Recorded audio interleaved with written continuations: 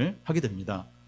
참 하나님의 능력은 물을 이렇게 좀 바꾸는 어떻게 보면 작은 일인데 그것뿐만 아니라 국가를 이렇게 구원하는 그 정도로 하나님의 능력은 무한합니다. 먼저 그 여호람의 불신앙입니다.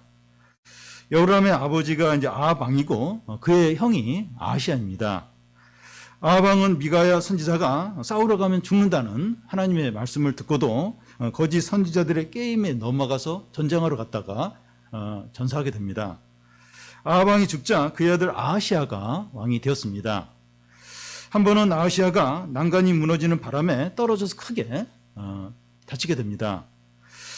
그런데 그는 자기 병이 어떻게 됐는지 하나님께 묻는 것이 아니라 바알세부에게 물으러 사람을 이제 보냈습니다. 엘리야는 그 아하시아 왕에게 이스라엘 안에 하나님이 계시지 않아서 우상에게 물으러 사람을 보내냐 하면서 그 병이 낫지 못하고 죽을 거라고 말합니다. 아하시아 왕은 그 병이 낫지 못하고 왕위에 오른 지 2년 만에 결국 죽게 됩니다. 그러자 아하시아 왕에게는 아들이 없었기 때문에 아하시아의 동생 여호람이 왕이 된 겁니다. 질병 중에 이제 부모로부터 유전되는 질병들이 있습니다. 암이나 이제 당뇨병도 그 유전이 된다는 것으로 이제 알려지는데요. 이 부모나 할아버지나 할머니 중에 그런 질병이 가진 분이 있다면 자녀들은 조심해야 되고 건강검진을 정기적으로 받아야 합니다. 그런데 유전적인 질병보다 더 무서운 것이 불신앙이라는 병입니다. 불신앙은 이제 유전되는 건 아니지만 영향을 많이 받아요. 영향을 가족들에게 많이 끼치게 됩니다. 여호람은 자기 아버지가 어떻게 해서 전쟁에서 죽게 되었고 또 자기 형이 왜 죽게 되었는지 생각을 하고 자기는 어떻게 해서든지 믿음으로 살려고 했어야 했습니다. 그런데 여호람은 어떻습니까? 2절 3절을 보면 그가 여호와 보시기에 악을 행하였으나 그의 부모와 같이 하지 아니하였으니 이는 그가 그의 아버지가 만든 바알의 주상을 없이 하였음이라. 그러나 그가 느밧의 아들 여로보암이 이스라엘에게 범하게 한 그 죄를 따라 행하고 떠나지 아니하였더라. 이 여호람이 잘한 것은 자기 아버지 아합이 했던 것처럼 우상 숭배를 하지 않았던 겁니다. 이스라엘 안에 있는 바알 우상들을 다 제거를 했습니다. 이것은 잘한 거죠. 그런데 그는 북이스라엘의 첫 왕인 여로보암이 섬긴 금송아지 우상 숭배는 버리지 않고 계속 했습니다. 여호람은 철저하게 우상을 버리지 않았고 하나님께 돌아오지 않았습니다. 그는 하나님께 돌아오지 않은 상태에서 그동안 예를 들어 한 10가지 죄 중에서 몇 개를 이제 버린 겁니다. 겉으로 볼 때는 새로워진 것 같고 신앙이 좋아진 것 같습니다. 그런데 본질적으로 달라진 것은 전혀 없는 겁니다. 어떤 사람이 이제 하나님께 돌아오지 않고서도 몇 가지 죄를 버릴 수 있습니다. 주위 사람들은 그를 보고 변했다고 하고 믿음이 좋아졌다고 말합니다. 그런데 하나님은 그에게 악하다고 하십니다. 우리가 하나님께 돌아왔지만 약해서 자주 이제 넘어지는 경우가 있는데 그건 앞의 경우하고 달라요. 돌아왔는데 거듭났는데도 자꾸 넘어지는 경우가 있는데 그건 이제 안 돌아오고 몇 가지 죄를 버리고 이거하고는 다릅니다. 우리는 연약해서 다시 죄를 짓더라도 하나님께 돌아와야 돼요. 전적으로 돌아와야 되고 거듭나야 됩니다. 우리의 중심이 바뀌지 않으면서 몇 가지 죄를 버리고 몇 가지 이제 선한 행동을 하는 것은 여전히 하나님의 진노 아래 있는 것입니다. 그래서 이게 중심이 새로워지고 거듭나고 하나님께 완전히 돌아오고 이게 얼마나 필요한지 몰라요. 그러고 나서 이렇게 좀 약해서 넘어지고 실수하고 그런 건 이제 하나님이 이제 얼마든지 용납을 하시고 은혜 가운데 이제 넘어지는 거죠. 근데 그런 거 없이 진정으로 돌아온 거 없이 거듭남 없이 중심이 변화된 거 없이 몇 가지 안 하는 거예요. 몇 가지 좀 이렇게 도덕적으로 몇 가지 행하고 이건 여전히 하나님의 진노 가운데 있는 거죠. 하나님은 그걸 악하다 그렇게 여기십니다. 다음은 그 위기에 빠진 이스라엘 연합군입니다. 아합 왕 때까지 모압이 그 이스라엘의 속국이었는데 이 아합 왕이 죽자 모압이 반역을 일으켰습니다. 그래서 그동안 조공을 바치던 새끼양 10만 마리의 털과 또 순양 10만 마리의 털을 바치지 않는 겁니다. 이게 엄청난 양인데 이스라엘 입장에서는 경제적으로 큰 손실도 문제지만 이 문제를 단호하게 하지 않으면 주변 나라들이 이스라엘을 이렇게 우습게 여겨요. 이스라엘의 속국인 나라들도 모압처럼 이제 반역을 이제 일으키게 되고 또 국내에서도 불평과 불만이 쏟아져 나오게 됩니다. 막 이제 신하들도 그렇고 백성들도 여기에 대해서 막 이제 불만을 이제 품게 되죠. 이런 여러 가지 이유들 때문에 그 여호람은 전쟁을 통해서 모압을 다시 속국으로 만들어야겠다 하는 결심을 하게 됩니다. 그런데 여호람은 이제 모압이 반역을 하는 것을 보고선 이 경제적 정치적인 이유만 생각할 것이 아니라 신앙적으로도 생각을 했어야 했습니다. 하나님께서 이 모압이 왜 반역을 일으키도록 허락을 하셨을까 이런 생각을 했어야 됐죠. 하나님께서 이스라엘 백성들의 우상 숭배와 불신앙에 진노하셨기 때문이 아닌가 이런 생각을 해서 했습니다. 내가 이 금송아지 숭배를 계속 하니까 바알 숭배는 하지 않지만 그래서 하나님이 이런 일을 허락하신 거 아닌가 이러면서 이제 그걸 이제 생각을 이제 했어야 됐죠. 그리고 이 전쟁을 하기 전에 하나님의 뜻을 물어야 했습니다. 그러니까 아합 왕 같은 경우는 어쨌든 물어봤어요. 이렇게 옆에서 여호사밧이 이야기해서 그렇긴 했지만 근데 안 물어봐요. 모압하고 전쟁하는 걸 하나님께 물어보지 않습니다. 그런데 그 여호람은 그 신앙적인 것은 전혀 생각하지 않고 경제적인 정치적인 손실만 생각하고 전쟁을 이제 준비합니다. 여호람은 북이스라엘의 수도인 사마리아에 가서 얼마나 군사를 모을 수 있는가 하는 것을 알아봅니다. 그런 후에 유다 왕 여호사밧에게 사람을 보내서 같이 전쟁을 하러 가지 않겠냐고 제안합니다. 그러자 여호사밧은 기꺼이 함께 가겠다고 이제 허락합니다. 그래서 이스라엘 왕과 유다 왕과 에돔 왕, 그 에돔은 그 당시 그 유다의 이제 속국이었는데 이렇게 세 왕이 연합해서 모압을 치러 출발합니다. 모압을 공격하는 길은 두 가지 길인데 하나는 이제 요단강을 건너서 북쪽에서 이제 내려오면서 이제 모압을 공격하는 그런 이제 길이 있고 다른 하나는 사해 남쪽으로 이렇게 내려가서 치고 올라가면서 이제 공격을 이제 하는 길이 있습니다. 후자의 길은 이제 험해요. 그리고 시간도 많이 걸립니다. 여호람은 여호사밧에게 어떤 길로 가면 좋을지 묻습니다. 8절, 9절을 한 절씩 교대로 읽겠습니다. 여호람이 이르되 우리가 어느 길로 올라가리까 하니 그가 대답하되 에돔 광야 길로니이다 하니라.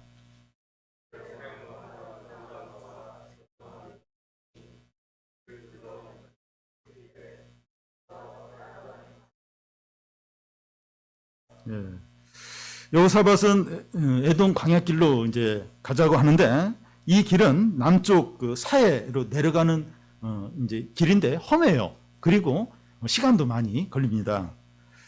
여호사밧이 이 길로 가는 것을 추천한 이유는 이 모압 백성들은 이제 이스라엘 백성들이 이 길로 올 것이라고 예상을 하지 않고 이제 방책이 이제 허술할 걸 생각하고서 이제 생각 못한 그런 길로 이제 딱 그래서 뭐 급습을 하자 이제 그렇게 이제 제안을 한 겁니다. 이스라엘 연합군이 7일간 행군을 했는데 군사들과 가축들이 마실 물이 전혀 없는 겁니다. 원래 이제 강이 있어가지고 이제 물 걱정은 하지 않고 그 길로 갔는데 물이 다 이제 말라 이제 버린 겁니다. 그래서 더 이상 행군할 수도 없고 더 이상 다시 돌아갈 수도 없습니다. 이런 상황에서 이제 모압이 급습을 하면 이제 멸망하는 거죠. 왜 이렇게 이런 상황에 몰리게 되었습니까? 처음부터 하나님께 묻지 않고 욕심으로 시작했기 때문입니다. 하나님 인도를 받지 않고 자기 욕심대로 했다가 추진을 했다가 이제 위기가 닥치면 길이 없어요. 이거 욕심으로 막 이렇게 했는데 길이 막혀버린 거예요. 그러면 길이 없어요. 그런데 이 믿음으로 시작한 일은 막다른 골목에 몰리게 되면 하나님께 물으면 돼요. 지금 이제 이렇게 믿음으로 지금 여기까지 왔는데 지금 다 막혔습니다. 어떻게 해야 됩니까? 그러면 또 하나님 인도하세요. 또 지혜를 주세요. 그러면 또 그 길로 가면 됩니다. 이런 상황에서 두 왕은 각각 어떻게 반응을 합니까? 10절, 11절을 한 절씩 그대로 읽겠습니다. 이스라엘 왕이 이르되 슬프다. 여호와께서 이 세 왕을 불러 모아 이 모압의 손에 넘기려 하시는도다 하니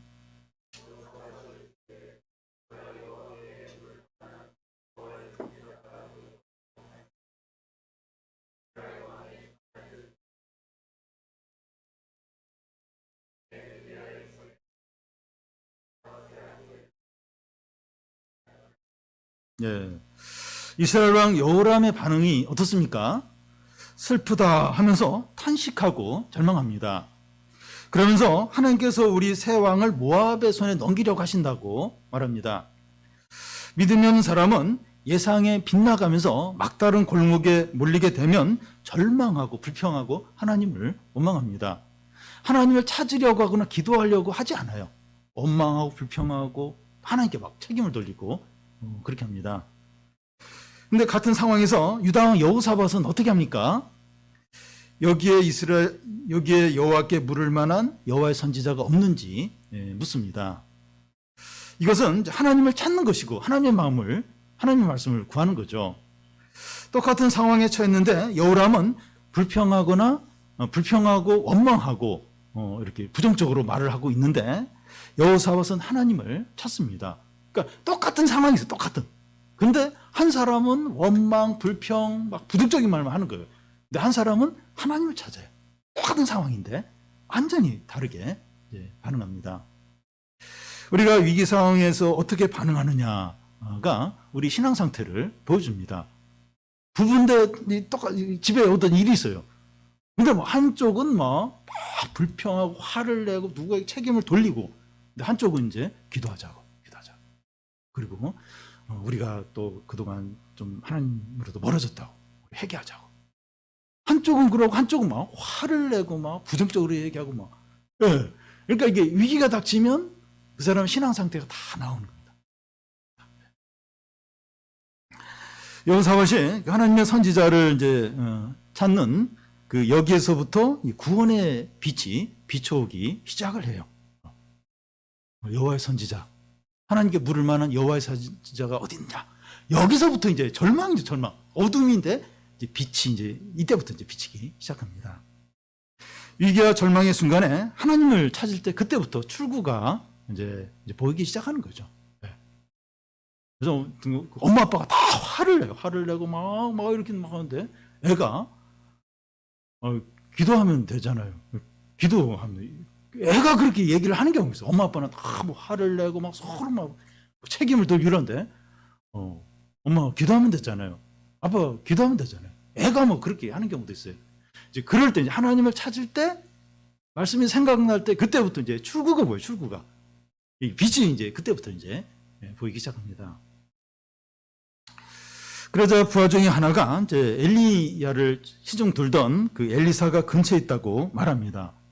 평상시에 엘리사가 그 근처에 있을 리가 없어요. 근데 하나님이 이제 이렇게 엘리사가 이곳에 있도록 그래서 그들을 돕도록 이제 하셨다고 볼 수 있습니다. 보통 왕은 이제 선지자를 오라고 부르지 선지자를 찾아가는 법은 없습니다. 근데 상황이 너무 급박하니까 새 왕이 엘리사를 직접 찾아갑니다. 12절에서 14절까지 한 절씩 교도 읽겠습니다. 여호사밧이 이르되 여호와의 말씀이 그에게 있도다 하는지라. 이에 이스라엘 왕과 여호사밧과 에돔 왕이 그에게로 내려가니라.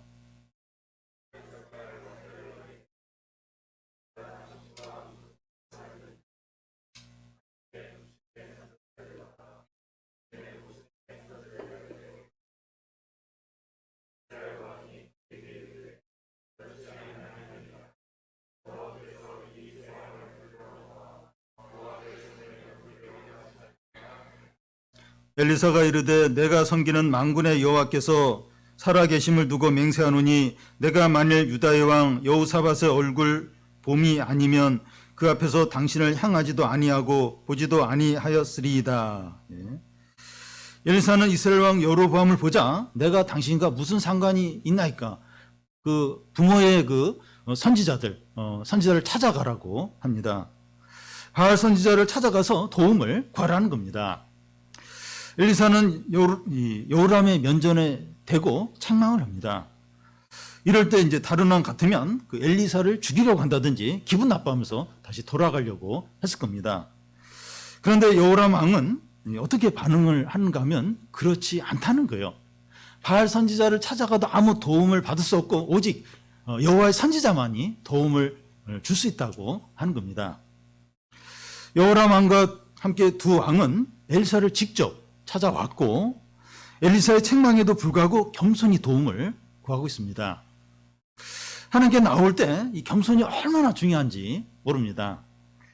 전에 아합도 하나님의 심판의 말씀을 듣고 베옷을 입어요. 금식을 하고 걸음도 천천히 걷자 하나님이 이제 아합에게 이렇게 행할 그 진노를 연기를 이제 하신 적이 있습니다. 엘사는 그 여호람 왕에게 하나님의 도움을 줄 마음이 전혀 없었습니다. 엘사의 이런 마음은 하나님의 마음이라고 볼 수 있어요.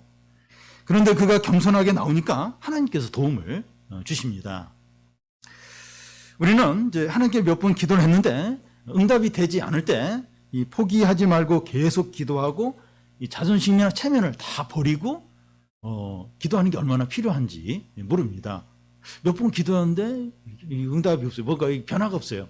그리고 그러면 또 자존심 상해요. 하나님 날 무시하는 건가? 근데 그렇다 할지라도 이렇게 인내하면서 겸손하게 계속 기도하는 게 얼마나 필요한지 몰라요. 인내하면서 겸손하게 기도하는데 하나님 거절하시는 법이 없습니다. 그래서 계속해서 인내하고 겸손하게 자존심 체면 다 버리고 그러면 조금 늦을지 몰라도 반드시 응답을 하십니다. 엘리사는 새 왕에게 하나님의 말씀을 이제 알려주는 이유가 전적으로 여호사밧 때문이라는 거예요. 여호사밧이 없었다면 여호람의 얼굴을 보지도 않았을 것이라고 대놓고 말해요. 대놓고. 여호사밧에 대해서 왜 이렇게 합니까? 여호사밧은 신실해요. 아주 경건한 믿음의 왕이기 때문입니다. 여러분, 이 가족이나 이 공동체 안에서 신실한 신자 한두 사람이 위기 때 결정적입니다. 평상시에는 뭐 눈에도 안 띄어요. 괜히 막 심각한 얼굴을 하고 있고 항상 태클을 거는 것처럼 여겨지는데 위기 때 가정이나 공동체 안에서 신실한 신자 한두 명이 결정적입니다. 너무나 결정적인 역할을 하게 됩니다. 하나님께서 그 사람의 기도와 믿음을 보시고 응답하시고 은혜를 베푸시기 때문이죠. 사도행전에 보면 그 바울이 로마로 가는 배를 타고 가는데 큰 풍랑이 일어요. 그래서 200여 명이 다 몰살할 그런 위기에 놓였습니다. 근데 하나님이 그 바울 때문에 그 200여 명을 다 이제 살리시게 됩니다. 창세기에 보면 그 요셉 때문에 그 보디발의 집에 큰 하나님의 축복이 임하게 되고 또 애굽에 7년 대흉년이 들었을 때 요셉 때문에 그 백성들이 구원을 받습니다. 이 소돔의 의인 10명만 있었다면 망하지 않았을 것입니다. 신실한 성도는 축복의 통로예요. 그래서 위기 때 많은 사람들을 구하고 살리게 됩니다.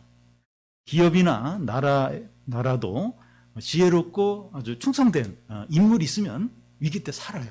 기업도 살고 나라도 살게 됩니다. 근데 신실한 성도가 그런 거예요. 신실한 성도가 위기 때 한두 사람, 몇 명이라도 있으면 그 신실한 성도들 때문에 살려요. 다른 사람들이 살아납니다. 여호사밧 왕, 이 한 사람 때문에 두 왕과 이스라엘 연합군들, 많은 사람들이 구원을 받게 돼요. 살게 됩니다. 그러니까 이 여호사밧이 왕이기 때문에 그런 것이 아니라 신실한 그런 신자이기 때문에 여호사밧 때문에 다 살아요. 두 왕도 살고 이스라엘 연합군도 함께 구원을 받게 됩니다. 여러분, 우리가 이 세상에서 이제 믿음을 잘 지키고 신앙생활 잘 하는 게 이기적이거나 소극적인 것이 절대 아닙니다. 신실한 믿음을 가진 우리를 통해서 우리 가정과 또 교회와 직장과 학교와 사회가 은혜를 받아요. 은혜를 받고 또 구원을 받고 위기 가운데서 건짐을 받게 됩니다. 뭘 더 이렇게 해야 되는 거 아닌가? 물론 이제 할 수 있는 일은 해야 되죠. 근데 이게 믿음을 지키고 이렇게 신앙을 지키고 말씀대로 살고 또 이렇게 기도하고 이 사람들 위해서 기도하고 이게 절대로 소극적인 게 아니에요. 이기적인 게 아니에요. 이기적. 이 사람 때문에 이 사람 때문에 그 나라가 삽니다. 그 사회가 살고 그 가정이 살고 그 직장이 살고 그 학교가 살고 교회가 살게 되는 거죠. 마지막으로 하나님의 도우심입니다. 엘리사는 하나님의 말씀을 전하기 전에 검은 거를 가져오라고 요구를 합니다. 음악이 사람의 마음을 안정시키고 집중시키는 기능이 있습니다. 검은 거를 탈 때 하나님의 말씀이 엘리사에게 임하게 됩니다. 16절에서 18절까지 한 절씩 교독 읽겠습니다.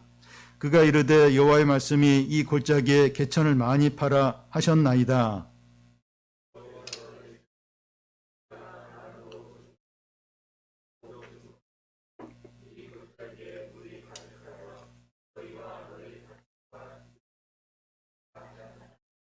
이것은 여호와께서 보시기에 작은 일이라 여호와께서 모압 사람도 당신의 손에 넘기시리니. 엘리사에게 하나님의 말씀이 임하셨는데 이 골짜기에 개천을 많이 파라는 겁니다.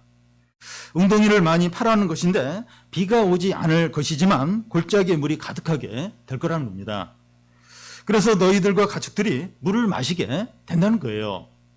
이제 이스라엘 연합군은 다 살게 되었습니다. 그런데 엘리사는 이 일은 하나님께 작은 일이라고 하면서 하나님께서 모압 사람들도 당신의 손에 붙이셨다고 말합니다.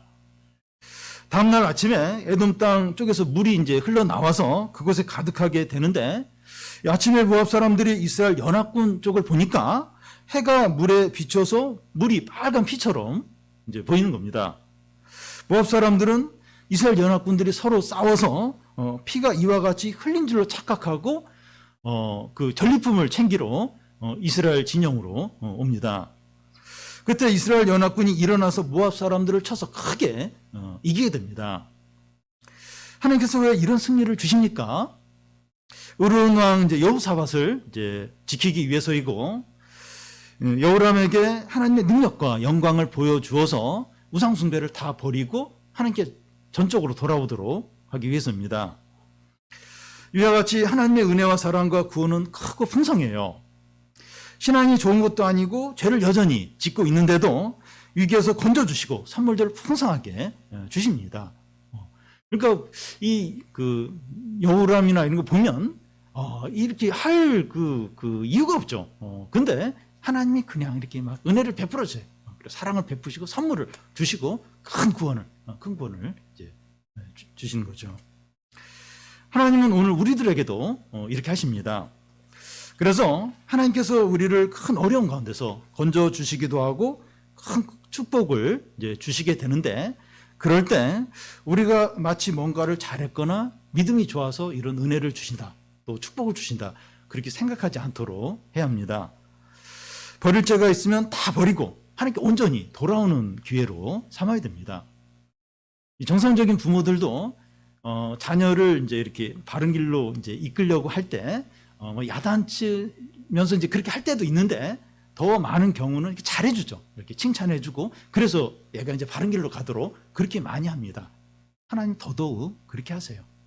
분명히 믿음도 없고 죄 가운데 있고 잘못하고 있는데도 그냥 막 은혜를 주세요. 선물을 주시고 또 이렇게 막 좋은 일을 많이 있게 하십니다. 그렇게 하는 것은 우리가 잘해서 우리가 믿음으로 잘 살아서 그게 아니에요. 그냥 막 칭찬하고 격려하고 은혜를 베푸시는 거죠. 그걸 좀 그런 가운데서 깨닫고 돌아오도록 그렇게 하신 거예요. 이렇게 고난을 주고 어려움을 주고 너무 힘드니까 너무 어려우니까 그렇게 안 하시는 거죠. 그래서 우리가 이렇게 계속 이렇게 좋은 일이 있고 또 이렇게 은혜도 주시고 내가 분명히 이렇게 믿음으로 사는 거 아닌데 자꾸 이렇게 일이 잘 풀리고 그럴 때 우리 잘 돌아봐야 돼요. 회개할 거 회개하고 하나님을 경외하고 또 하나님과 바른 관계로 돌아와야 됩니다. 근데 그렇게 하지 않고 잘 되는 거 보니까 어려움이 없는 거 보니까 내가 믿음 생활을 잘하는가 보다 이러면서 계속 이렇게 욕심으로 살게 되면 어느 때인가 싹 가져가시죠. 진짜 고난을 줄 때가 있습니다.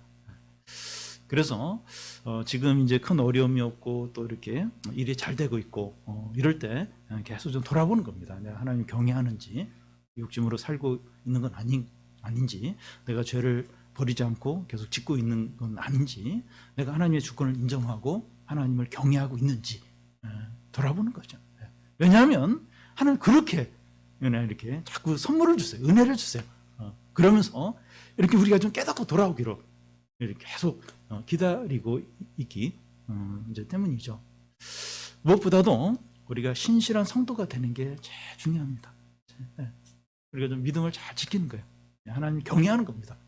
말씀대로 살고 말씀에 순종하는 거죠. 예수 그리스도 안에 자꾸 거하는 거예요. 그리스도의 능력과 생명으로 사는 겁니다. 그게 이제 우리가 있는 그곳에서 은혜의 통로가 되는 거예요. 그러니까 평상시 때를 몰라요. 근데 위기가 닥치면 이제 그 사람을 통해서 이제 하나님의 은혜와 축복과 구원이 나타나게 됩니다. 우리가 있는 곳, 우리 사회에서 우리가 그런 은혜 통로가 되어서 사람들을 살리고 구원하고 또 하나님의 축복이 임하는 그런 통로가 다 되시기를 바랍니다.